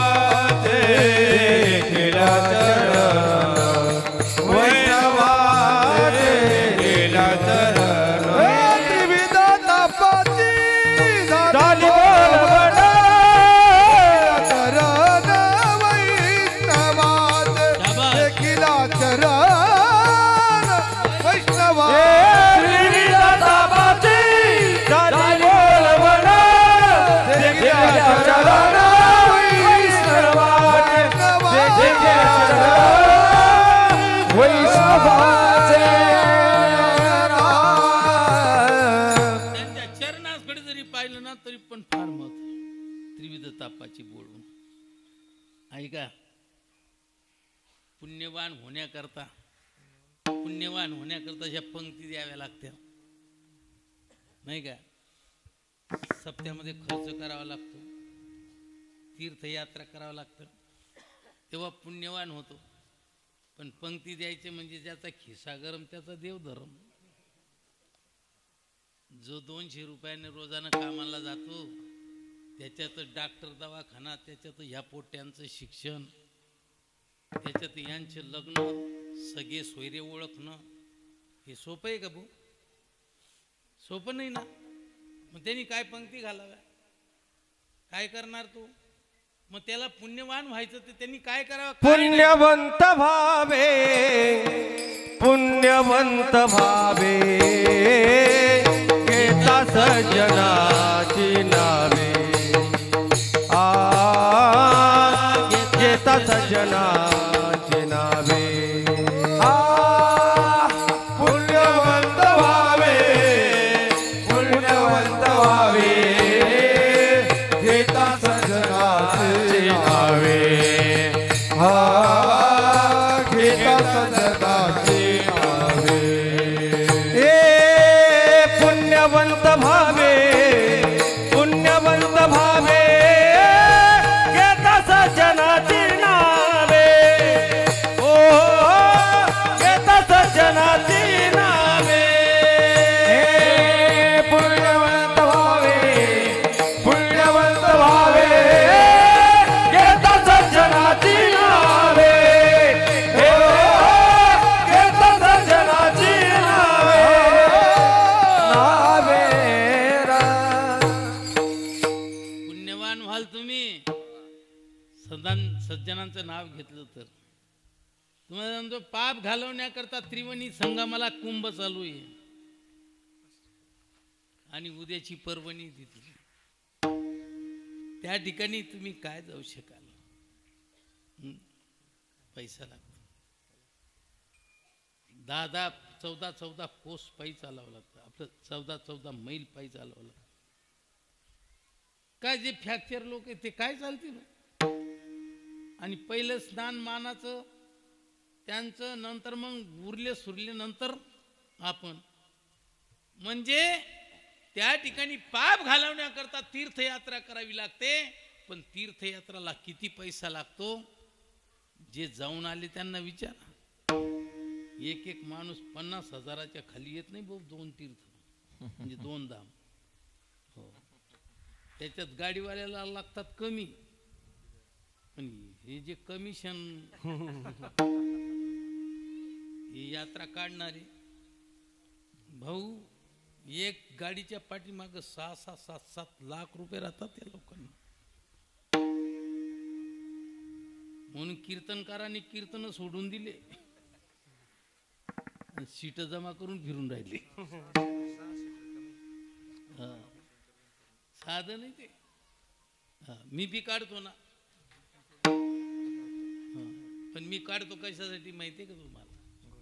मला तर काय मागणं पुढं दटाळलं घोडं, अंगण मांगण दोन्ही आत संग. मला पैशाची गरज नाही, परंतु माझ्या 250-300 गायी आहे आणि वर्षाचा 28 लाख रुपये खर्च. आणि एवढे खर्च कशावर भागवणार? कोण मला एवढं देणार? परत मागण्याचा स्वभाव नाही. मग बरं, मग तीर्थयात्रा.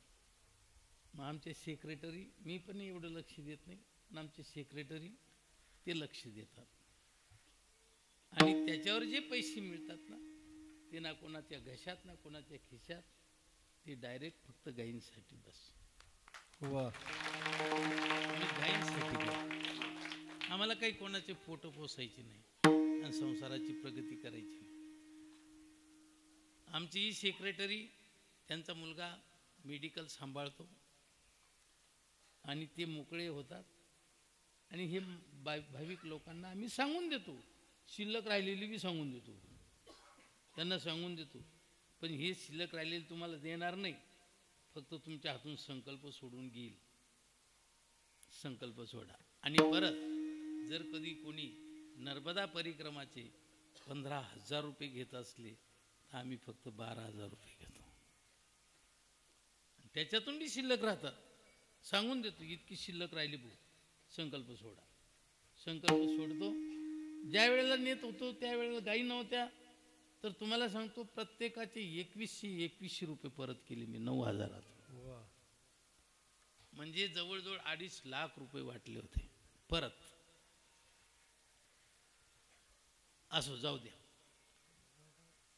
म्हणजे पाप घालवण्याकरता तीर्थयात्रा करायला पाहिजे, पण ती तीर्थयात्रा करणं बी सोपं नाहीये. त्याच्यात ॲक्सिडेंट झाला तर, चेंगरा झाली तर, जर कधी हिमालय पर्वतातला डोंगर कोसळून गेला तर, आणि जर कधी गाडी दरीत गेली तर, किती किती भानगडी आहेत त्या. तुम्हाला सांगतो फार अवघड आहे. पाप घालवणं सोपं नाही. तुम्हाला घर बसल्या बसल्या पाप जावं वाटतं ना, तुका म्हणे पापे, तुका म्हणे पापे, तुका म्हणे पापे, तुका म्हणे पापे, तुका म्हणे पापे, तुका म्हणे पापे, तुका म्हणे पापे, तुका म्हणे पापे. जाती संता, जाती संता जिया जपे, नेगे माझी वाचा तुरी, नेगे माझी वाचा तुटी. जाती संता, जाती संता जिया जपे, नेगे माझी वाचा तुटी, नेगे माझी वाचा म्हणे पापे जाती संतांची या जपे, तयाच्या चिंतने तरतील दोषी, जळतील राशी पातकांच्या. तुम्हाला सांगतो त्यांच्या नावाचा जप केला. निवृत्ती ज्ञानदेव सोपान मुक्ताबाई, एकनाथ एकनाथ नामदेव तुकाराम, ज्ञानोबा तुकाराम, ज्ञानोबा तुकाराम. अरे तुमच्या पापाच्या राशीच्या राशी चालल्या जातील आणि तुम्ही पुण्यवान व्हाल. फक्त त्यांचं नाव घेतलं पाहिजे. नाव घेतणं 2 प्रकारचं राहतं. त्यांच्या नावाचा जप करणं हे बी नाव घेणं, आणि जाता जाता धक्का मारणं हे बी नाव घेणं. पण तुम्हाला सांगतो कसं का नाव घेतलं. तुम्हाला सांगतो चंदनाच्या झाडाला तोडण्याकरता कुऱ्हाड गेली, तरी पण त्या चंदनाच्या झाडाने तिला सुगंध दिला. अगरबत्ती जाळण्याकरता आकाडी उघडली, तिला जीवनातून संपवण्याकरता तरी तिने संपता संपता तुम्हाला सुगंध दिला. लोखंड परिसाला लागल्यानंतर लोखंडाचं सोनं होतं, म्हणून लोखंडाने ठरवलं की परिसच ठेवायचा नाही. म्हणून परिसाला फोडण्याकरता लोखंडाचा घन गेला आणि त्यांनी जोरात दणका दिला परिसाला, आणि परिसाने ठरवलं की याचं सोनं करायचं नाही. बरोबर आहे. वरी फोडावया लागी लोह मिळो का परिसाचे अंगी, मिळतीये प्रसंगी सोनेची होईल. अरे मिळते प्रसंगी सोन्याची होईल. फोडण्याकरता जरी परीस गेला, आपलं लोखंड गेलं तरी. म्हणजे तुम्हाला सांगतो तसं संतांचं नाव कसं का घेत तरी तुम्हाला फायदाच होईल. तसं घ्या असं माझं मत नाही. पण लक्षात घ्या, रामदास स्वामी भिक्षा मागायला गेले. भिक्षाम देई. आतून आवाज आला, घरात कोणी नाही. महाराज म्हणले घरात कोणी नाही, तर मग माझ्याशी काही भिंत बोलून राहिली का. लईच साबरा दिसतो रे, लईच 12 गावचं पाणी पिलेला दिसतो, लईच आगगाव दिसतो. जा पुढे. भिक्षाम देई. शेजारची बाई आली, तिनं सांगितलं कीर्तनात मी तिच्या शेजारीच बसते. तिचा स्वभाव कसा आहे मला माहिती. ती आजूबाजूच्या बायांना धसफूसच करत राहते. तेव्हा तिचा स्वभाव माहिती, ती तुम्हाला काही देणार नाही, तुम्ही पुढच्या घरी जा, टाईम व्यतीत करू नका. म्हणे बाई तुम्ही शेजारी राहता तिच्या, म्हणून तिच्या स्वभावाची तुम्हाला कल्पना आहे, तुम्ही माझ्या तर शेजारी राहत नाही ना. म्हणले नाही. माझ्या स्वभावाची कल्पना आहे का तुम्हाला? म्हणले काय? तिचा स्वभाव जसा भिक्षा न देण्याचा, तसा माझा स्वभाव भिक्षा घेतल्या वाचून पुढं न जाण्याचा. मागत बस. भिक्षाम दे, जा पुढं, भिक्षाम दे. लई चिकट दिसतो, लई लागट दिसतो. भिक्षाम दे. बाई पोचारा देत होती, आणि पोचारा देता देता अशी संत बदलली. आणि तुम्हाला सांगतो बाई बी अशी काही अगरबत्ती छाप नव्हती.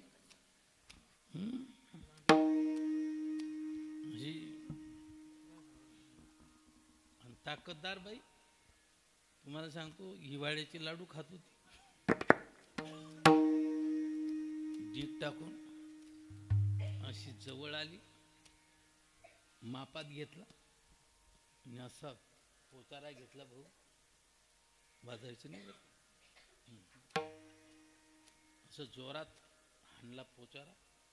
धब दिसला, उघडा अंग, लाल जागा झाली आणि खाली पडला पोचारा.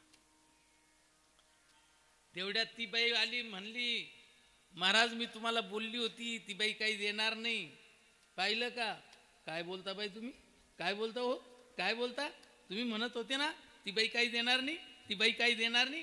किती चांगली बाई, किती चांगली बाई. तिच्यासारखी चांगली बाई कोणची आहे? अरे कोण मनुष्य असा आहे आपलं कामाची वस्तू, आपलं काम बंद पाडून दुसऱ्याला देऊन टाकेल? त्या बाईनं तिच्या कामाची वस्तू, तिचं काम बंद पाडून मला देऊन टाकली. किती चांगली बाई बिचारी. महाराजांनी तो पोचारा उचलला आणि मनमाडच्या पोलीस स्टेशनला जमा केला. बरोबर.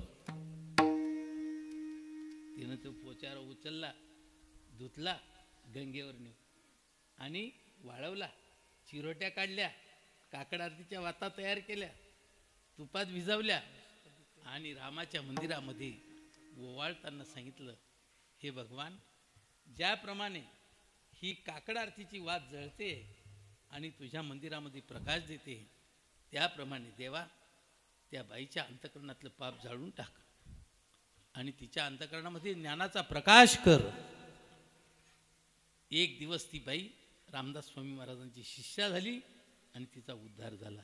तिनं नावच घेतलं होतं, विसोबा चाटीनं ज्ञानोबारायांचं नावच घेतलं होतं. पण नामदेव महाराजांच्या गुरु बनण्याची ताकद ज्ञानोबारायांनी आणि आदिशक्ती मुक्ताबाई. यवन अंगावरी थुंकला, त्यांनी बी नावच घेतलं होतं, पण प्रसाद देऊन केलं. अरे रामेश्वर भट्टांनी नावच घेतलं होतं, साधं नाव घेतलं नव्हतं, तरी पण रामेश्वर भट्टाला किती मोठं करून टाकलं. एकंदरीत तुम्हाला सांगतो, तसं का नाव होईना तरी वाया जाणार नाही, पण आपण तसं नाव घ्यायचं नाही. म्हणून त्यांचं नाव घेणं महत्वाचं आहे, त्यांचं आलिंगन महत्वाचं आहे. जर कधी आलिंगन घडलं, आलिंगने संताची या, आलिंगने संताची, आलिंगने संताची या, आलिंगने संताची या. दिव्य झाली माझी काया, दिव्य झाली माझी काया, दिव्य झाली माझी काया, दिव्य झाली माझी काया. मस्तक हे पाया, मस्तक हे पाया, मस्तक हे पाया.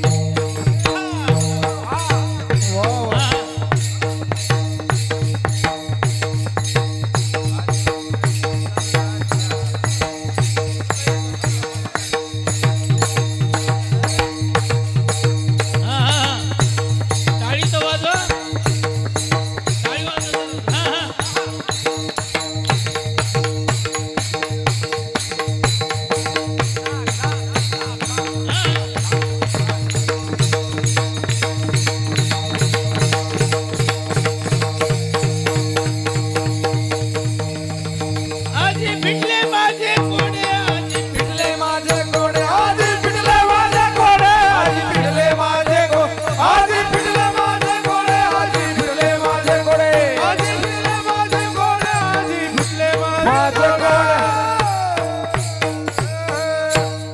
वा वा वा, टाळी वाजव यांच्यासाठी. तर ती सूट पॅन्ट वाली बहु उडी मारत होती. मी म्हणले यांना का खालून नट बोल्टाने जाम केलंय का. नंतर मारली मला, यांनी मारली उडी. बिजाकडे अशा करते ना त्याप्रमाणे.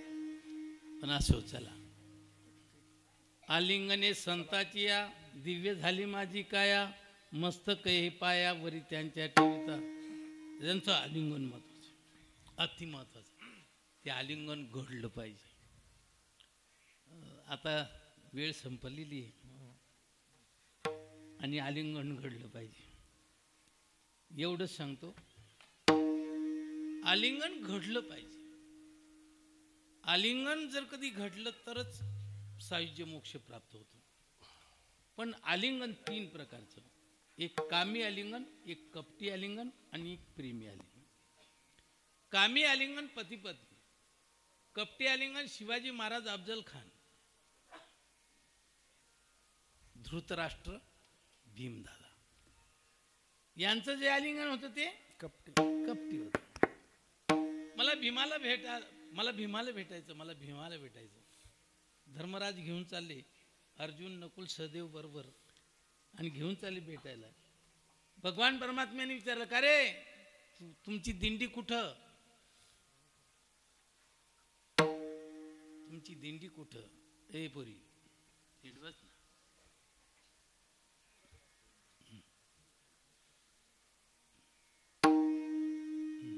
आता काय एकमेकीच्या तोंडाकडे पाहून राहिले. इकडे लक्ष. कुठं चालली तुमची दिंडी.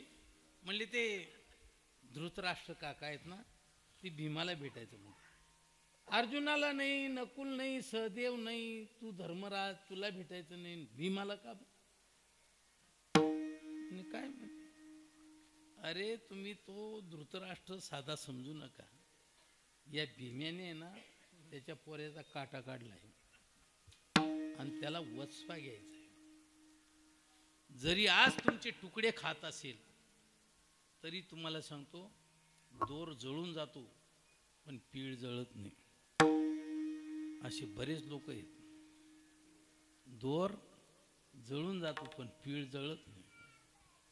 तुम्हाला सांगतो, सर्पाचं किती बी तोंड ठेचा बघू तरी तो पाठीमाग वळ वळ वळ.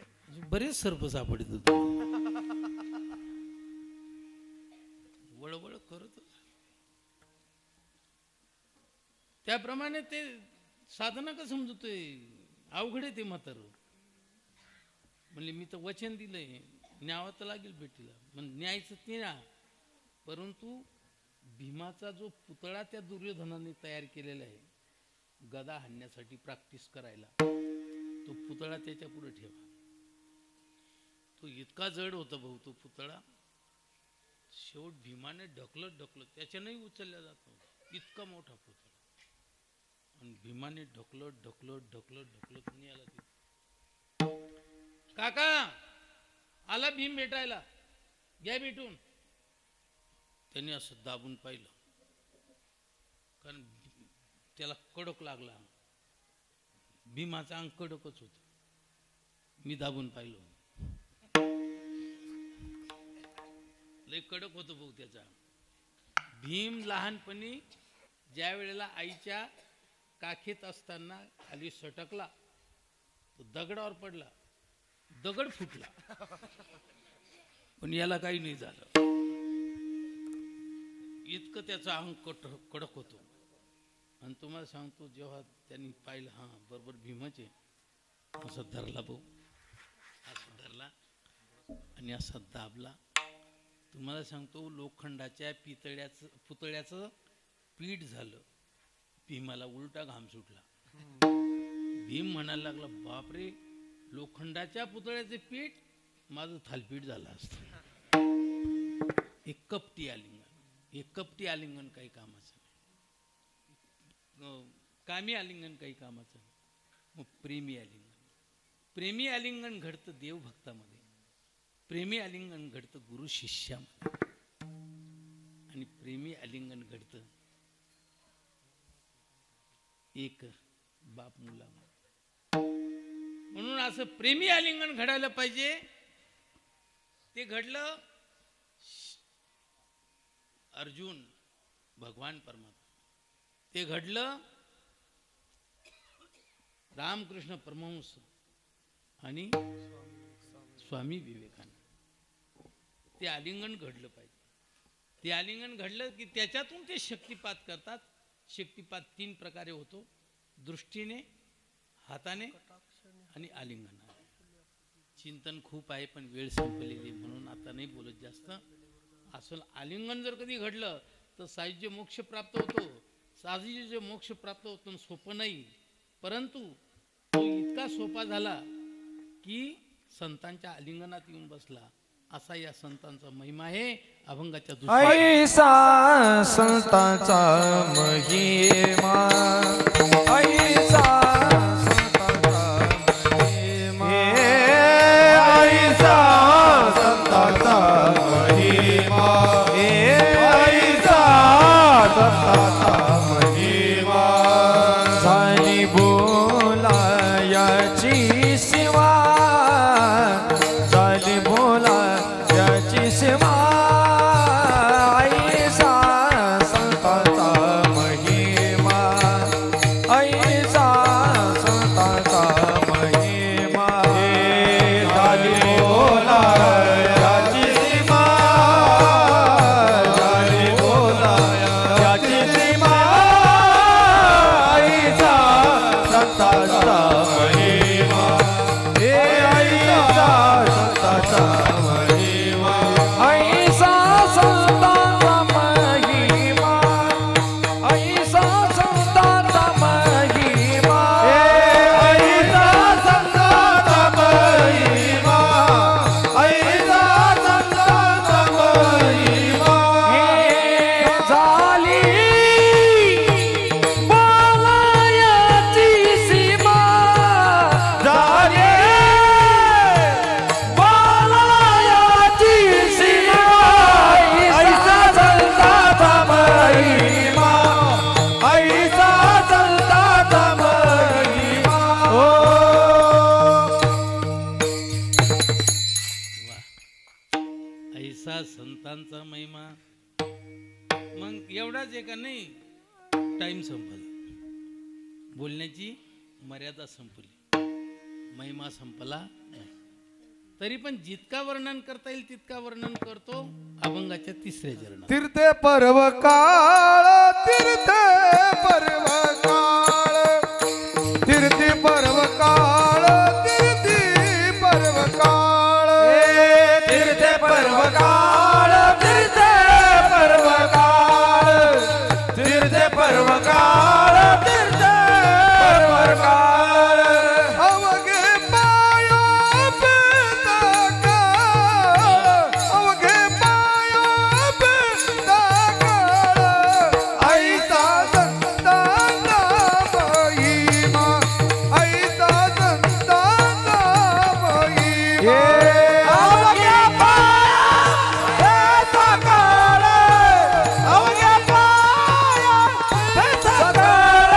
ऐसा संतांचा महिमा, ऐसा संतांचा महिमा. तीर्थे पर्व काळ, तीर्थे पर्व काळ. अवघे माया बेसकळ, अवघे माया बेसकळ. जेवढा सांगता येईल तेवढा सांगतो. म्हणले तीर्थे पर्वकाळ, तीर्थ केल्यानंतर आणि पर्वकाळ साधल्यानंतर जे फल मिळणार आहे ते केवळ संतांच्या दर्शनाने. आणि सर्व तीर्थ पर्वकाळ पवित्र होण्याकरता येतात संतांच्या दर्शनासाठी. असे पवित्र संत, अशा पवित्र संतांचं जर कधी, अशा पवित्र संतांची जर कधी आपण सेवा केली तर ती देवाला तुका म्हणे देवा, तुका म्हणे देवा, तुका म्हणे देवा.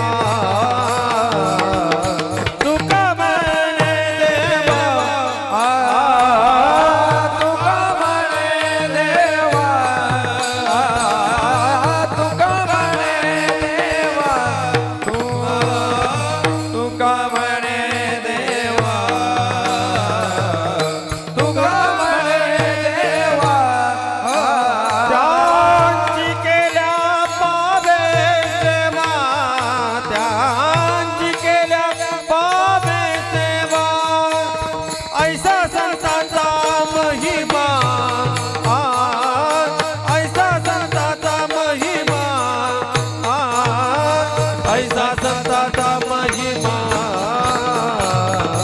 ऐसा संताचा महिमा ज्यांची केल्या पावे सेवा केल्या पावे सेवा ऐसा संताचा महिमा ऐसा संताचा महिमा ऐसा संताचा महिमा ऐसा संताचा महिमा हे तुका म्हणे देवा देवा त्यांची केली पावे सेवा सेवा त्यांची केली पावे सेवा हे तुका म्हणे देवा देवा त्यांची केली पावे सेवा सेवा त्यांची केली पावे सेवा रे त्या सर्व टाळकऱ्यांसाठी एक वेळा टाळ्या द्या. खूप तुका म्हणे देवा त्यांची केल्या पावे सेवा संतांची सेवा केली तर ती देवाला प्राप्त होते असा या संतांचा महिमा आहे की ज्यांच्या नुसत्या आलिंगनाने मोक्ष प्राप्त होतो. अभंगाचं थोडंसं चिंतन पाहिलं, पूर्ण अभंगाचं चिंतन होऊ शकत नाही, पण थोडंसं चिंतन पाहिलं आणि वेळ संपली. 5-10 मिनटं पुढे गेले तरी पण झालेली ही सेवा प्रभूचरणी समर्पण. सेवेला पूर्णविराम. सर्वांना एकच विनंती, घराघरात हरिपाठ झाला पाहिजे. नुसता सप्ताह झाला आणि हरिपाठ बंद नाही. मंदिरात येऊ नका, पण घराचं मंदिर बनवल्याशिवाय राहू नका. घराचं मंदिर बनवा. प्रत्येक घरात प्रत्येक बाईचा, प्रत्येक मुलाचा आणि प्रत्येक माणसाचा हरिपाठ पाठ पाहिजे. हनुमान चालिसा पाठ पाहिजे आणि घरामध्ये रोज ज्ञानेश्वरीचं थोडं तरी चिंतन झालं पाहिजे आणि तुकोबारांच्या अभंगाचं चिंतन झालं पाहिजे. जर कधी पोरांच्या ज्ञानेश्वरीच्या ओव्या पाठ झाल्या, एक दिवस आपलं गाव वेगळं होऊन जाईल, आपलं घर वेगळं होऊन जाईल. म्हणून पोरांकडून हे करून घ्या. घर तिथं हरिपाठ झालं पाहिजे आणि प्रत्येकाने हरिपाठ केलाच पाहिजे. नित्य सत्यामित हरिपाठ ज्याशी कळी काळ त्याशी न पाहिजे. हरिपाठ करा. व्यसनमुक्त जीवन जगा. कुठलंच व्यसन करू नका. व्यसनाचा दुष्परिणाम फार वाईट आहे. मी तरुणपणामध्ये थोडं व्यसन केलं तपकीरचं, त्याचा परिणाम आज भोगतोय. तुम्हाला सांगतो, जो तुम्ही तंबाखू खाल त्याचा परिणाम 9 पिढीपर्यंत होईल. एवढ्या करता तंबाखूपासून, बिडीपासून, सिगारेटपासून, गुटख्यापासून, तपकीर तंबाखू याच्यापासून लांब राहा. याच्यापासून लांब राहा. घराचा नरक बनवू नका, घराचा स्वर्ग बनवा. आणि ही खालतोंडी आणि 07 ही वरतोंडी अजिबात पाहू नका. उद्योगी बना, आळशी राहू नका. फुकटचं पाहू नका. फुकट सरकार देतं आणि आपण कामं सोडून देतो. हे ठीक नाही लक्ष. आणि आपली खरी संपत्ती ही संतती आहे. ज्याची संतती चांगली निघाली त्याला चांगले दिवस येतील आणि ज्याची संतती टुकार निघाली त्याला रडायला दिवस पुरणार नाही. म्हणून एवढ्या करता जो बाप मुलांसाठी संपत्ती कमवतो तो 1 नंबरचा मूर्ख बाप, आणि जो मुलांच्या हातामध्ये संस्काराची शिदोरी देतो तो 1 नंबरचा शहाणा बाप आहे. म्हणून मुलांवर लक्ष द्या. माई हो, एक घरातलं काम कमी करा आणि आपल्या संततीकडे लक्ष द्या. मुलांसाठी 1 एकर जमीन कमी घ्या. बँके बॅलन्स ठेवू नका, पण मुलांना खूप वळण लावण्याचा प्रयत्न करा. खरा कारागीर दगडावर मूर्ती करतो तो नाही, खरा कारागीर कलाकार कागदावर चित्र काढतो तो नाही, खरा कारागीर यांचं जीवन बनवतो तो आहे. म्हणून यांचं जीवन बनवा एवढीच विनंती करतो.